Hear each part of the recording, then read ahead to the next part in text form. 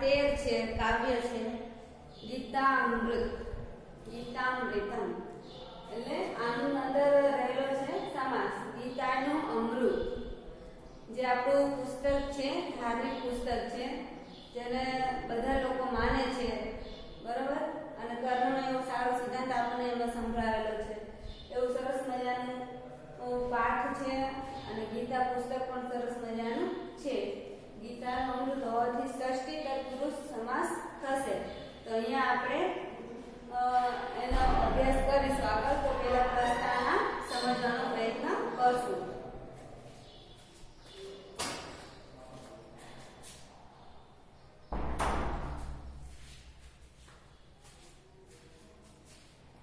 ગીતામૃતમ શ્રીમદ ભગવદ ગીતા મહાભારતના ભીષ્મ પર્વનો એક અંશ છે.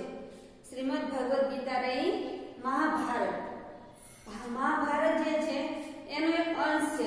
કયા અધ્યાયનો અંશ કીધો? તો ભીષ્મ પર્વ જે છે એનો એક અંશ કીધો આપણને. તો 18 પર્વ છે. મહાભારતની રચના કેટલા પર્વમાં થયેલી છે? તો 18 પર્વમાં મહાભારતની રચના થયેલી છે. તો આપણે જોઈએ છીએ કે આપણા મહાભારત અને રામાયણ જે ગ્રંથ છે તે આપણા ઐતિહાસિક ગ્રંથો તરીકે ઓળખવામાં આવે છે. અને ઐતિહાસિક ગ્રંથો હોવાથી આપણને આપણા રાજા વખતનો સમય, એ વખતનું પહેરવેશ, એ વખતનું ભોજન, એ વખતનું જે કહેવાય ને કે રાજનીતિ કયા પ્રકારની હતી, તો આ બધું જ આપણને આ મોટા મોટા 2 ગ્રંથો છે, ઐતિહાસિક ગ્રંથો, એમાંથી આપણને જાણવા મળે છે ભાઈ ત્યારની સંસ્કૃતિ કેવી હતી. બરોબર, તો આપણે રામને જોઈએ તો કેવી સંસ્કૃતિ હતી કે ભાઈના માટે પોતાને સહન કરવું પડે તો ભલે કરવું પડે, પણ માના વચન, પિતાના વચનથી કોઈને દુઃખ ન થવું જોઈએ અને ભાઈનું ભલું થાય તો મારે તે છોડવામાં કોઈ વાંધો નથી. આવી એમની સંસ્કૃતિ હતી. જ્યારે મહાભારતમાં જુઓ તમે મહાભારતની સંસ્કૃતિ, તો મહાભારતની સંસ્કૃતિ કેવી હતી? તો કહે છે કે મહાભારતની સંસ્કૃતિ હતી એક ધર્મયુદ્ધ કહેવાય છે. જે મહાભારતનું યુદ્ધ ને ધર્મયુદ્ધ કહેવાય છે કે ધર્મ, ન્યાય અને અન્યાયના યુદ્ધ માટે એને લડવું પડ્યું હતું. તો ત્યારે છે ને ભાઈઓની ઓલી નહોતી રહી કે ભાઈ નહીં મારા ભાઈ પાસે હાથ, મારી પાસે કેમ સારું નહીં. આપણે જોયું હશે મહાભારત અને કૃષ્ણ લીલાની બધું, તો એમાં પાંડવોને સાવ ખંડેર જેવો, જે જંગલ જેવો વિસ્તાર હતો એવો રાજ્યના ભાગ રૂપે એમને આપ્યું, સંપત્તિ રૂપે આપ્યું. રાજ્ય પોતાનું જે હતું રાજમહેલ, એમાં તો એમનો ભાગ હોય પણ એમાં ન આપ્યો, અને ખંડેર જેવું જંગલ જેવો વિસ્તાર હતો એવું આપ્યું. અને એ જંગલ જેવા વિસ્તારમાં એમને સારું એવું ઇન્દ્રપ્રસ્થ બનાવ્યું. તો એ ઇન્દ્રપ્રસ્થ જોઈને કર્ણને સહન ન થયું. પોતાના ભાઈની જે મહેનતથી એને કરેલું હતું, જે સંપત્તિ પ્રાપ્ત કરી હતી, એને સહન ન થઈ. એટલે એ લેવા માટે પણ એને પાંડવો સાથે એમને છળ કપટ કર્યું અને એને જંગલમાં, વનમાં મોકલવા માટે જુગાર રમાડ્યો, કોઈ એની પત્ની ઉપર પ્રહાર કર્યો, આવા અનેક એને દુષ્કર્મો કર્યા. તો બંને મહાગ્રંથો છે આપણા, એમાં ઘણો બધો તફાવત જોવા મળે છે. એક ભાઈ માટે બધું છોડવા માટે તૈયાર છે અને અહીંયા મહાભારતમાં જોઈએ તો બધું જ તે લેવા માટે તૈયાર છે. તો આ જ આપણો ઇતિહાસ છે. વિદ્યાર્થીઓ ઘણો બધો આપણને શિક્ષા આપી જાય છે. તો કહે છે કે મહાભારતના ભીષ્મ પર્વનો એક અંશ છે. તો મહાભારતમાં ભીષ્મ પિતામહ જ્યારે બાણ છાયા પર સૂતા હોય છે ત્યારે તે અર્જુનને ઘણો બધો અર્જુનને પણ ઉપદેશ આપે છે, યુધિષ્ઠિરને ઉપદેશ આપે છે. ઘણો બધો તમે જોજો એમાં આપે છે ભાઈ રાત્રે જાય છે, ટીવીમાં તો એવું બધું બતાવે છે, પણ હકીકત મહાભારતમાં થોડીક અલગ હોય છે જે કહાની હોય છે. તો અહીંયા જે ઉપદેશ આપે છે ત્યારે કહે છે કે ભલે તું મારો પુત્રનો પુત્ર જ છે, એના દાદા થતા હતા, તો એમ કે પણ તારે કર્મને છોડવું જોઈએ નહીં. કારણ કે કર્મ કરીશ તો તને ફળ મળશે, પણ ફળની આશાએ કર્મ ન કરવું જોઈએ. આપણું કર્તવ્ય છે કે અન્યાય સામે આપણે ઝઝૂમવું પડે, હંમેશા ન્યાયને તોલ આપવો જોઈએ. એના માટે એવો ભીષ્મ પિતા ઉપદેશ આપે છે. તેમ છતાં અર્જુનને યુદ્ધ કરવા માટે તૈયાર નથી થતો. અર્જુન કર્ણ હારે ત્યારે ફરીવાર કૃષ્ણ ભગવાન ઉપદેશ આપે છે જ્યારે યુદ્ધ મેદાનમાં એ બધાને જુએ છે કે ઓહો મારા દાદા, મારા નાના, એના મામા, એના કાકા, એના ભાઈઓ, આ બધાને સાથે મારે યુદ્ધ કરવું અને એ મારા હાથે મારા એમ કરીને ઢીલો ઢબ થઈને બેસી જાય છે, કેમ કે મારાથી આ શક્ય નથી. તો ત્યારે કૃષ્ણ ભગવાન એને ઉપદેશ આપે છે અર્જુનને કે હે અર્જુન, તું કર્મ કર, ફળની આશા ન રાખ. તને ખાલી કર્મ કરવા માટે ઉપસ્થિત કર્યો છે, તારે કર્મ કરવાનું છે, એનાથી ભાગવાનું નથી. અહીંયા ધર્મ યુદ્ધ છે, ધર્મની રક્ષા માટે તારે જે અન્યાય કાર્યો છે એને દંડવાના છે. તો કહે છે તો પણ એ નાશ પાડે છે. તો એને ઘણો બધો ઉપદેશ આપે છે કે જે આ શરીર છે તે મરી જશે, આત્મા છે તે અજર છે, અમર છે, એવા ઘણા બધા એને ઉપદેશ આપે છે. ત્યારે થોડુંક એને એમ થાય છે કે ના, ધર્મ માટે મારે લડવું જોઈએ. તો એવો ઉપદેશ આમાં આપેલો છે, આપણે જોશું. તેમાં કુલ 18 અધ્યાયો અને આ 700 શ્લોક છે. ગીતામાં 18 અધ્યાય આપેલા છે અને 700 શ્લોકની બનેલી છે. ખરેખર જે ગીતા જોઈએ તો એનું ગ્રંથ હતો, એ શ્લોક હતો, એ તો એક વેદના મંત્રો પરથી જ એનો બધો બોધ મળેલો છે. પૂર્વનિર્વય કર્માણી વાળો જે મંત્ર છે યજુર્વેદનો 40મો અધ્યાય એનો બીજો મંત્ર છે. એમાં કર્મનો ઉપદેશ આપેલો છે. તો એના અનુસંધાનમાં કૃષ્ણ ભગવાને અર્જુનને ઉપદેશ આપેલો. જે સાચો ઉપદેશ આપેલો એ તો માત્ર કંઈક 17 કે 18 શ્લોકનો તેમ કંઈક જ છે. પણ આ તો કહેવાય ને કે લોકો ઉમેરતા ગયા વાર્તા બેસાડતા ગયા તો ઘણો બધો મોટો વિસ્તાર થઈ ગયો. જ્યારે કહેવાય છે કે મહાભારત છે એનું પહેલું નામ હતું જય હતું. જયમાંથી ભારત પડ્યું, ભારતમાંથી મહાભારત થઈ ગયું. કેમ? જય હતું ત્યારે તો નાનો જ ભાગ હતો, પછી ભારત થઈ ગયું અને તો થોડું મોટું થયું અને પછી તો 1 લાખ શ્લોકથી પણ મોટું થવા લાગ્યું. ત્યારે એને મહાભારત નામ આપવામાં આવ્યું. વિચાર કરો કે એને ત્યાં સુધી હજી રોક ન લગાડ્યો મહાભારતમાં તો એ કેટલા શ્લોકો એમાં વધારી દે. તો આપણે વિચારવું જોઈએ કે આમાં કયા કયા પ્રક્ષિપ્ત શ્લોકો છે, કયા સાચા ઉપદેશેલા શ્લોકો છે, તેનો આપણે અભ્યાસ કરવો જોઈએ. કુરુક્ષેત્રના મેદાનમાં પાંડવો અને કૌરવો વચ્ચે મહાયુદ્ધ થયું હતું. શત્રુ પક્ષમાં ઉભેલા પોતાના સ્વજનો અને મિત્રોની સાથે યુદ્ધ કરવાનું હોય તેમના તરફની લાગણીને કારણે અર્જુન વિષાદ અનુભવે છે. બંને કાકા દાદાના ભાઈ, બે પિતાના બે સંતાન હોય અને એમાં બે ભાઈઓ હોય, એના સંતાનો યુદ્ધ કરી રહ્યા હતા. જેમ કાકા દાદાના છોકરા હોય એવી રીતના બંને યુદ્ધ કરી રહ્યા હતા. તો આપણા દાદા તો હોય તો એક જ થયા ને, મારા પપ્પાના પપ્પા ને કાકાના પપ્પાના પપ્પા બંને ભાઈ જ થયા. તો આવી રીતે બંને ભાઈઓના છોકરા વચ્ચે યુદ્ધ થઈ રહ્યું હતું અને એ યુદ્ધ માત્ર ને માત્ર સંપત્તિ માટે થઈ રહ્યું હતું. તો એમાં યુદ્ધમાં તો પછી ગમે કોણ વિજય થવા માટે તો કોણ મરે છે, કોણ જીતે છે, કોણ હારે છે એનો કોઈ જ નિશ્ચય રહેતો નથી. યુદ્ધમાં જે કહેવાય ને કે નિર્દોષ પ્રજા હોય એનું પણ હનન થાય અને જે કહેવાય ને કે ગુનામાં હોય, જેને કુકર્મ કર્યા હોય એવા બચી જાય. તો યુદ્ધમાં આવું કોઈ નક્કી રહેતું નથી કોણ જીતશે અને કોણ હારશે. એ તો પોતાની સેના અને પોતાના આત્મવિશ્વાસ ઉપર નિર્ભર હોય છે. ત્યારે પાંડવોના પક્ષમાં અર્જુનને વિષાદ થાય છે, એટલે દુઃખ થાય છે કે મારા મિત્રો છે, મારા ભાઈઓ છે, મારા દાદા છે, મારા કાકા છે, આ બધાને હું કેવી રીતના મારી શકું? મને કેટલું બધું પાપ લાગે, મારે કોઈને મારવા નથી. આવું અર્જુનના મનમાં બેસી જાય છે.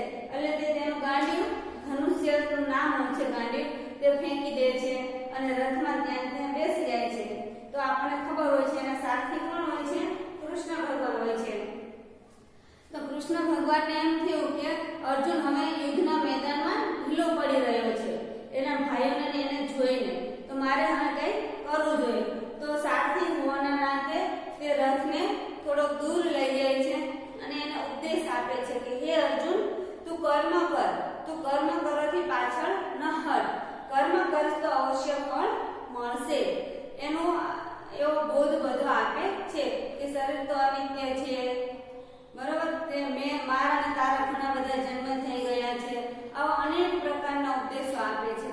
ભગવાન. અને એ ઉપદેશો જે આપેલા છે તે શેમાં આપેલા છે? શ્રીમદ ભગવદ ગીતામાં આપેલા છે. એટલે એને અમૃત તરીકે આ કર્મનો જે સિદ્ધાંત સમજાયેલો છે કૃષ્ણ ભગવાને, એને અમૃત રૂપે આપણે ગ્રહણ કરવો જોઈએ કે આપણે 10માની પરીક્ષા આપવાની છે. આપણે ક્યારેય એને એનાથી દૂર હટવાનું નથી. અત્યારે તો હોત તો તમારે 10 દિવસ 15 દિવસમાં તમારી પરીક્ષા હોત, પણ માની લો આગી ગઈ તો પણ હજી તમને વધારે સમય મળ્યો એમ માનીને તમારે વધારે મહેનત કરવાની, પાછું હટવાનું નહીં કે ભાઈ હાલો હવે તો અત્યારે તો રજા પડી છે, હજી પરીક્ષા લેવાશે કે નહીં લેવાય એની જવાબદારી તો સરકારની છે, બરોબર? તો આપણે એવું માનીને નહીં બેસે, આપણે તો ગમે ત્યારે પરીક્ષા આવે આપણે આપણી તૈયારી હોવી જોઈએ. એવો બોધ આપણને આ પાઠમાંથી મળે છે કે ભાઈ ક્યારે કર્મ કરવાથી પાછળ રહેવું જોઈએ નહીં. વળી સ્વજનો સાથેના યુદ્ધમાં પરિણામોથી ડરી જઈને યુદ્ધ કરવાનો વિચાર પડતો મૂકે છે, બરોબર? પરિવારજનો એમ કે મરી જશે અને નકામ રાજપાટ તો આ છે કાલ નથી એમ સાવ સામાન્ય વિચારો કરીને યુદ્ધ કરવાનું છોડી દે છે અને બેસી જાય છે. તો અર્જુનના સારથી તરીકે રહેલા ભગવાન શ્રી કૃષ્ણ તેને કર્તવ્ય અને અકર્તવ્યનો ઉપદેશ આપે છે. શું કરવું જોઈએ અને શું ન કરવું જોઈએ તેનો ઉપદેશ કોણ આપે છે? કૃષ્ણ ભગવાન આપે છે. કારણ કે તેને સારથી હતા અને સારથી એટલા માટે જ બનાવ્યા, સારથી મજબૂત હોય તો આપણો રથ ગમે તે દિશામાં ગમે ત્યારે વાળી શકે, બરોબર? એટલે કૃષ્ણ ભગવાન યુદ્ધ માટે ન ઉભા રાખ્યા, પણ ક્યાં બેસાડ્યા? એમને સારથીમાં બેસાડ્યા. શ્રી કૃષ્ણનો આ ઉપદેશ ભગવદ ગીતા તરીકે અખિલ વિશ્વમાં પ્રસિદ્ધ છે, બરાબર? આ જે ઉપદેશ આપેલો છે શ્રી કૃષ્ણનો તે આખા વિશ્વમાં પ્રખ્યાત છે, જાણીતો છે કે ભાઈ કૃષ્ણ ભગવાને કેવો કર્મનો સિદ્ધાંત સમજાવેલો છે. એ રીતે જેટલા અધ્યાયો છે એ દરેક અધ્યાયનો પોતપોતાનો વિષય છે. ભક્તિ કાંડ છે, ભક્તિ અધ્યાય છે, બરાબર? આ રીતના બધા જ અધ્યાયો છે. યજ્ઞનું મહત્વ સમજાયેલું છે.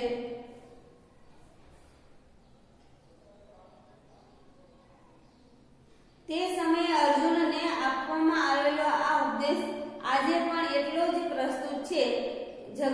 જગતના તત્વજ્ઞાનના ગ્રંથોમાં ભગવદ ગીતા ઉચ્ચ સ્થાને વિરાજે છે, બરોબર? જ્યારે 5000 વર્ષ પહેલા કૃષ્ણ ભગવાનને ઉપદેશ આપેલો અર્જુનને, તે ઉપદેશ આજે પણ આપણને એટલો જ તાજો લાગે છે કે આપણને કૃષ્ણ ભગવાન અત્યારે કહી રહ્યા છે, જ્યારે તમે ગીતા વાંચતા હોય ત્યારે, કે કૃષ્ણ ભગવાન કહી રહ્યા છે કે તું કર્મ કરવાથી પાછળ ન હટ, કર્મ કર, ફળની આશા ન રાખ, બરોબર? આ જીવન આજે છે તો કાલે નથી. એમાં આવી કોરોના જેવી મહામારીમાં તો આ જીવનનું કહેવાનું શું, બરોબર? તો આપણે કોરોનાથી ડરવાનું નથી, પણ કોરોનાનો સામનો કરવાનો છે અને આત્મવિશ્વાસ ભેગો કરવાનો છે કે ભાઈ મને કંઈ થશે નહીં, અને ન થાય એના માટેના ઉપાયો કરવાના રહે કે ભાઈ આપણે કસરત કરીને આપણા શરીરને મજબૂત બનાવીએ, પ્રાણાયામ કરીને બધો જે કફ હોય એને બહાર કાઢીએ તો આપણને શરદી ઉધરસ કે આ તે ન થાય. તો આવો આપણે વિચાર કરવો જોઈએ. તો તત્વજ્ઞાનના ગ્રંથોમાં તત્વજ્ઞાન આપેલું છે. શ્રીમદ ભગવદ ગીતામાં શું આપેલું છે? તત્વજ્ઞાન આપેલું છે. તો તત્વ એટલે શું? જેમ આપણે કહીએ ને છાશ, દૂધ હોય, દૂધને તમે મેળવો એટલે દહીં બને, દહીંને તમે વલો એટલે છાશ બને અને ઉપર આવે માખણ. તો જે માખણ આવે ને એને તત્વ કહેવાય. તો જે માખણને તમે ગરમ કરો, તપાવો, બરાબર? તો તપાવવાથી શું આવશે? ઘી આવશે. જે હલકો વજન હશે તે ઉપર આવશે, ભારે હશે તે નીચે બેસી જશે. તો આપણને એમાંથી તત્વજ્ઞાન મળે છે ગીતામાં. તો એવું તત્વ છે, જેમ ઘી શુદ્ધ ઘી હોય છે તે ઉપર આવે છે અને એની અંદર ચીટું જે હોય છે તે નીચે બેસી જાય છે. તો આવી રીતના ગીતાનું જ્ઞાન આપણને મળે તો આપણા જીવનમાં જે તત્વ છે તે બહાર આવે છે અને જે આપણી ગંદકી હોય છે તે શું થઈ જાય છે? એનો સફાયો થઈ જાય છે, દૂર થઈ જાય છે. ફળની પરવા કર્યા સિવાય પ્રત્યેક માણસ જો પોતાના કર્તવ્ય કર્મમાં લાગેલો રહે તો સંસારમાં સર્વત્ર સુખ પ્રસરી જાય એમ છે, બરોબર? પોતાનું કર્તવ્ય કર્મ બજાવ્યા રાખે તો સંસારમાં ક્યારે પણ એને દુઃખ આવતું નથી અને હંમેશા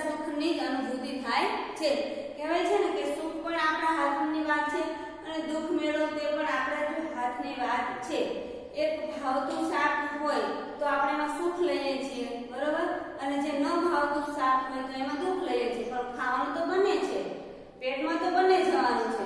ઉલટાનો ફાયદો કરશે જે નથી ભાવતું. કારેલાનું શાક મને નથી ભાવતું માની લો, તો પણ ખાવાનું છે, તો ખાઈશ તો કોને ફાયદો કરશે? મને કરશે, બરોબર. તો એને આમ ઝેર જો માનીને ખાઈએ તો આપણે અંદર ઝેર બને, એના કરતાં આપણે એને પ્રેમથી ખાઈએ તો એ આપણને સારો એવો તત્વ પ્રદાન કરે, નિરોગીતા પ્રદાન કરે, બરોબર, આરોગ્ય પ્રદાન કરે. તો આપણે ગમે એવું સુખ હોય કે દુઃખ હોય એને હસતા મોઢે આપણે ગ્રહણ કરવું જોઈએ.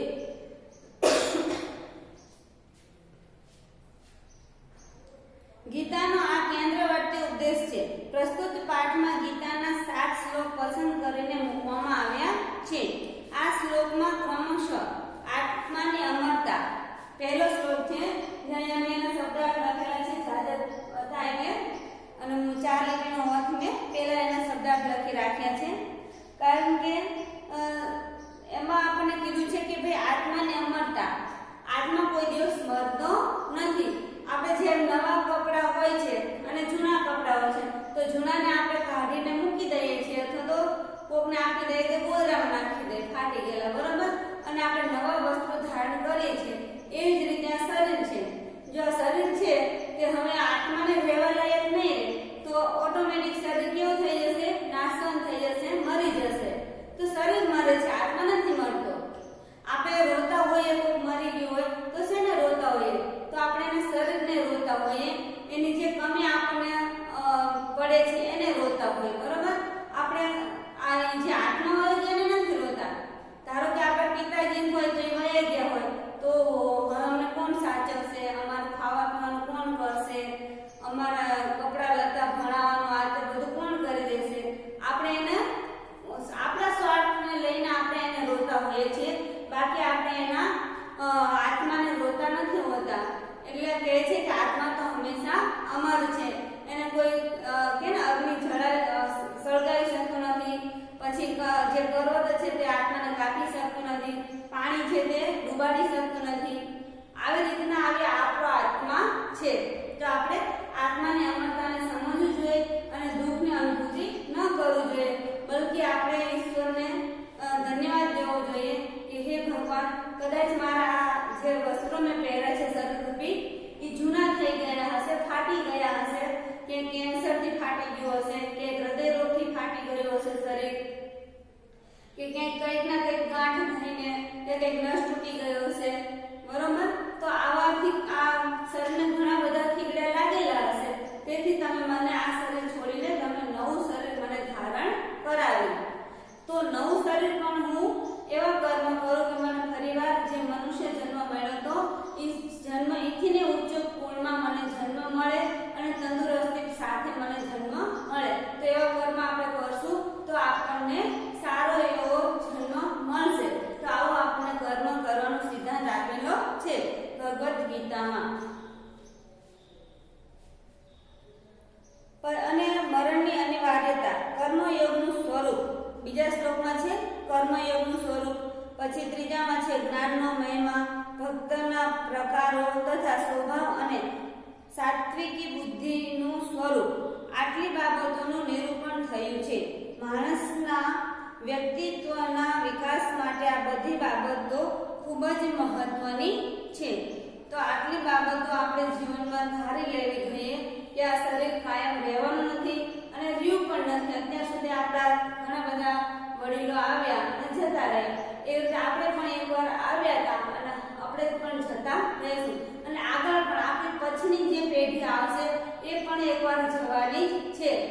જેમ આપણે જૂના કપડાં ફાટેલા આપણે નાખી દઈએ છીએ એ રીતે આપણું જે શરીર છે તે જૂનું થઈ ગયું છે, એટલે નવું શરીર આપણને ઈશ્વર પ્રદાન કરે. પણ આપણે કર્મ અનુસાર આપણને જીવન પ્રદાન કરે. આપણે સારા કામ કર્યા હશે તો સારા મનુષ્ય બનાવશે, ખરાબ કર્મ કર્યા હશે તો ખરાબ પ્રાણીમાં યોનિમાં જન્મ આવશે. જેમ આપણે જોઈએ છીએ કે ભાઈ ગાય છે, ભેંસ છે, બરોબર, બકરા છે, ભૂંડા છે, કૂતરા, બિલાડા, ઉંદેડા, મચ્છર, માખી, વીછી, સાપ, નોળિયા, કાચબા, આ પછી વૃક્ષ, વનસ્પતિ જે બધાને જોઈએ છે, બધાને જીવ છે. પણ બધાયના કેવા કર્મ હશે તો આપણી કરતા થોડા એમના નીચા કર્મ હશે એવી રીતે એનો નીચો જન્મ જતો ગયો તો આપણે એવા જન્મમાં ન જઈએ અને સારા કર્મ કરીને આપણે જે મનુષ્ય જન્મ મળ્યો છે એનાથી પણ આપણે ઊંચ ઉપર એટલે કે ઊંચી કોટીનો જન્મ પ્રાપ્ત કરીએ તો આપણે એવા કર્મ કરવા જોઈએ એવું આપણને આ ગીતા અમૃત પાઠમાંથી બોધ મળે છે તો હવે આપણે પહેલો શ્લોક છે તેનું પઠન કરીશું ન જાયતે મ્રિયતે વા કદાચિત ન અયં ભૂત્વા ભવિતા વા ન ભૂયઃ અજો નિત્ય શાશ્વતો અયં પુરાણ ન હન્યતે હન્યમાને શરીરે આપણને કહે છે તો એ બોર્ડ ઉપર ખાસ ધ્યાન આપજો અયમ શબ્દ છે બીજી લીટીમાં જે શબ્દ આપેલો છે અયમ તો અયમ એટલે આ અહીંયા આનો શું લેવાનો છે આત્મા આ આત્મા કદાચિત તો ક્યારે જાય ત્યારે કે જન્મતો ન અને નથી આ આત્મા ક્યારે જન્મતો નથી તો અયમ શબ્દ આવ્યો છે એનાથી આપણે આત્માનું ગ્રહણ કરવાનું છે વા એટલે અથવા તો કે આ આત્મા ક્યારે જન્મતો નથી કે અથવા મૃયતે એટલે મરતો નથી અહીંયા ન બીજો આપેલો છે એ લખેલો નથી એટલે ડાયરેક્ટ કાઉન્સમાં ન નો અર્થ આપી દીધો છે નથી આ આત્મા ક્યારે જન્મતો નથી કે મરતો નથી ભૂતવા આ આત્મા થઈને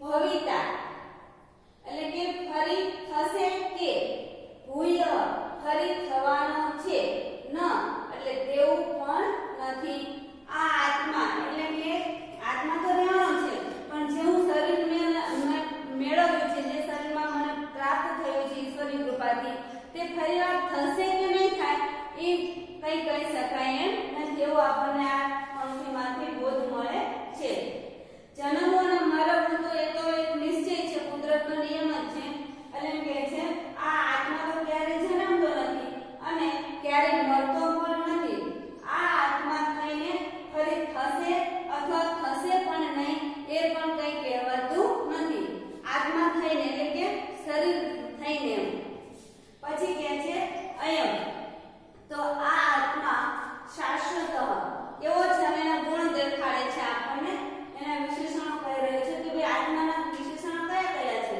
તો કેવો છે સનાતન છે શાશ્વત એટલે કે સનાતન એટલે આપણે કહીએ ને સત્ય સનાતન સાચું હોવું જોઈએ એના જેવું તો સનાતન છે કાયમી છે હંમેશા રહેવા વાળો છે બરોબર પુરાણ એટલે કે જૂનો છે અનાદિ છે પુરાણો છે એટલે કે ઘણા વર્ષોથી છે ત્રણ પદાર્થ અનાદિ છે કેટલા પદાર્થ અનાદિ છે ત્રણ ઈશ્વર જીવ અને પ્રકૃતિ તો ઈશ્વર છે તે બધી જગ્યાએ રહેલો છે તે પોતાનું કર્મ હંમેશા કરતો રહે છે આપણે હોય કે ન હોય સૃષ્ટિ હોય કે ન હોય બરોબર આકાશ હોય કે ન હોય અગ્નિ પાણીયા કંઈ પણ સૃષ્ટિમાં હોય કે ન હોય પણ ઈશ્વરનું કર્મ હંમેશા ચાલુ રહે છે ઈશ્વર પોતાનું કામ કરતો રહે છે કારણ કે એના ઘણા બધા કામ હોય છે મુખ્ય તો એના 5 કામ હોય છે કે સૃષ્ટિને બનાવી પછી એનો નાશ કરવો એનું પાલન કરવું પછી જીવોને એના કર્મનું ફળ આપવું અને એના આનંદ આપવો આ 5 કામ રે ઈશ્વરના મુખ્ય રૂપે હોય છે બાકી તો ઘણા બધા કામ તે ઈશ્વર કરે છે તો એ કહે છે કે આત્મા ઈશ્વર અનાદિ છે બીજો આત્મા અનાદિ છે અને ત્રીજું પ્રકૃતિ જે આપણે જોઈ રહ્યા છીએ જે આ નજરથી આપણને દેખાઈ રહ્યું છે કે ભાઈ માટી છે માટીના કણો છે આ જે મકાન છે ભવન છે આ બધું છે પણ જ્યારે પ્રલય થશે ત્યારે બધું શેમાં થઈ જશે એક સૂક્ષ્મ રૂપમાં થઈ જશે એના મૂળ સ્વરૂપમાં આવી જશે આપણે કહીએ ને કે અમુક માણસનો સ્વભાવ કેવો હોય છે એનો પ્રાણી પ્રકૃતિ એનો જીવ જે આ શરીર જાય ત્યારે જ એની પ્રકૃતિ જાય તો જે પ્રકૃતિ છે જે એના મુખ્ય મૂળ સ્વરૂપમાં મૂળ સ્વભાવમાં આવી જાય છે મૂળ તો એ જળ જ છે બે તત્વર્યા તે અનાદિ છે અને પ્રકૃતિ રહી તે જળ છે તો આ ત્રણ પદાર્થ હંમેશા હતા અને રહેશે, એ ક્યારે મળશે નહીં. એટલે કહે છે કે આત્મા કેવો છે? સનાતન છે, કાયમી છે, જૂનો છે, અનાદિ છે, પુરાણો છે. એટલે આમ એના પર્યાયવાચી અર્થ લખેલા છે. અજહ અજન્મા છે, તે ક્યારે જન્મ લેતો નથી, હંમેશા રહે છે, માત્ર સ્થાન બદલી રહ્યો છે. જન્મ કોનો થાય છે? આપણા શરીરનો થાય છે. આત્માનો જન્મ થતો નથી. આત્મા તો હોય જ છે. આપણે જે મરી જશું તો બીજી જગ્યાએ જન્મ થશે, તો શરીર બદલાશે. આત્મા તો અંદર રહેવાનો છે.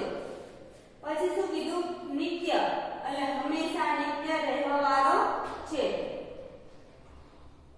પછી શરીરે, તો શરીર હન્ય માને, એટલે કે નાશ પામતા, હણાઈ જતા, હન્ય તે ન હણાતો, નાશ પામતો નથી. તો આ શરીર નાશ પામે છે, પણ આત્મા છે તે ક્યારેય નાશ પામતો નથી. એવું આપણને આ શ્લોકમાંથી બોધ મળે છે. આપણે શબ્દાર્થ જોયા, એકવાર ભાષાંતર જોઈ લો. આ આત્મા ક્યારેય જન્મતો નથી કે મરતો નથી.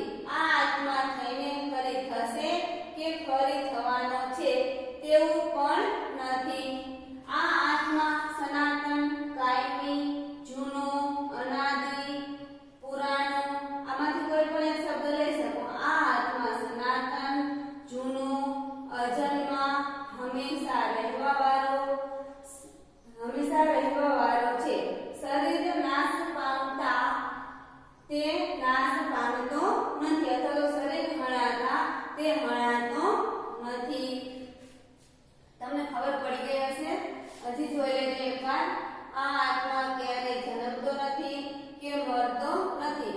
આ આત્મા થઈને ફરી થશે કે ફરી થવાનો છે તેવું પણ નથી. આ આત્મા સનાતન, અનાદિ, અજન્મા, હંમેશા રહેવાવાળો છે. શરીર નાશ પામતા, તે નાશ પામતો નથી. તો અહીંયા તમને આ શ્લોકનું ભાષાંતર સમજાઈ ગયું હશે, એનું મહત્વ પણ સમજાઈ ગયું હશે. અર્થ વિસ્તારનો પૂછાય તો તમે વ્યવસ્થિત રીતે લખી શકો છો કે આત્મા અજર છે, અમર છે, બરોબર. અને શ્લોક પૂર્તિમાંથી પણ આમાં પૂછાય છે. 4 શ્લોકો આપેલા છે. નમ્રિયતે કદાચ વાળો આ શ્લોક આપેલો છે. કર્મણ્ય અધિકારસ્તે વાળો, શ્રદ્ધાવાન લભતે જ્ઞાન, બંધન મોક્ષ ચ. આ 4 શ્લોકો આપેલા છે. તે પાકા કરવા અને અર્થ વિસ્તારમાં આપેલા છે. 3 અર્થ વિસ્તાર આપેલા છે. તો તે પણ આપણે વ્યવસ્થિત રીતે કરતા જશું. જે હું સમજાવું છું, જે ઉદાહરણ આપું છું, બરોબર, તો તમે આમ લખી શકો છો કે ભાઈ અર્જુન કહે છે, અર્જુનને કૃષ્ણ ભગવાન કહે છે કે હે અર્જુન, આ જે આત્મા છે તે અજર અને અમર છે. મારા અને તારા ઘણા જન્મ થઈ ગયા છે. ઘણીવાર આપણે પિતા અને પુત્ર પણ રીતે જન્મ્યા હશું, ક્યારેક બંને ભાઈઓ થઈને જન્મ્યા હશું, આ વખતે આપણે બંને મિત્ર થઈને જન્મ્યા છીએ. તો આવા ઘણા બધા મારા તારા જન્મ થઈ ગયા છે, બરોબર. તો પણ આપણે આત્મા મરતો નથી, શરીર બદલાય છે. આવું કૃષ્ણ ભગવાન અર્જુનને ઉપદેશ આપે છે કે ભાઈ તું કર્મ કરી જા, ફળની આશા ન રાખ. તો આવો સરસ મજાનો આ શ્લોક છે. તેમાં આપણે જે સંધિ મેં લખી છે, કદાચિત, જે નીચે શ્લોકમાં આપેલો છે ન અડધો, અહીંયા ત થઈ જાય છે કદાચિત વત્તા ન વત્તા અયમ. પછી છે અજહ, અજોનો અજહ થઈ ગયો, વિસર્ગ સંધિ છે, ખાસ ધ્યાન રાખજો. વિસર્ગ સંધિ પૂછાય તમને. અજો વત્તા અજો નિત્ય શબ્દ આપેલો છૂટા છૂટા, અજો અને નિત્ય, તો તમારે અજોનો વિસર્ગ કરવો પડે અને નિત્ય શબ્દ લખવો પડે. તો અહીંયા પણ એવું છે. શાશ્વતો વત્તા અયમ, અવગ્રહ ચિહ્ન છે, તો અવગ્રહ ચિહ્નનો અ થઈ જાય છે અને વિસર્ગનો ઓ થઈ જાય છે, તો એ પણ વિસર્ગ સંધિ છે. અહીંયા પણ પુરાણો છે, તો ન ના કારણે વિસર્ગનો ઓ થઈ જાય છે. તો સંધિ કરતી વખતે અને છોડતી વખતે ખાસ આપણે ધ્યાન રાખવું પડે. આ રીતના તમને આપ્યું હોય સંધિ, તો તમે એક સંધિ જોડો, તો તમારે અહીંયા પુરાણો શબ્દ લખવું પડે. તો તમને વ્યાકરણમાં પણ ખબર પડી ગઈ હશે. આમાં પૂછાય પાઠનું નામ, કે ભાઈ ગીતા અમૃત જે પાઠ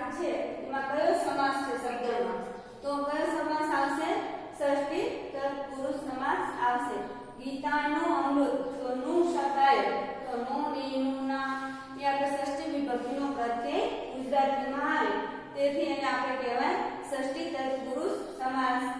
પછી જોડકાના રૂપે પૂછાય તો તમને પ્રસ્તાવનામાંથી તમને ખ્યાલ હોવો જોઈએ કે ભાઈ શ્રીમદ ભગવદ ગીતા છે તેમાં મહાભારતના કયા પર્વમાંથી લેવામાં આવેલી છે? તો ભીષ્મ પર્વમાંથી લેવામાં આવેલી છે. આવી રીતે આપણે અનેક રીતે આપણે તૈયારી કરવી જોઈએ. અને આપણે એમ કહીએ કે ચલો રજા પડી ગઈ, હવે તો મોજ કરવાની, પણ મોજ કરવા માટે આપણને રજા નથી મળી. કદાચ આપણે વધારે તૈયારી કરી શકીએ અને વધારે અભ્યાસ કરી શકીએ.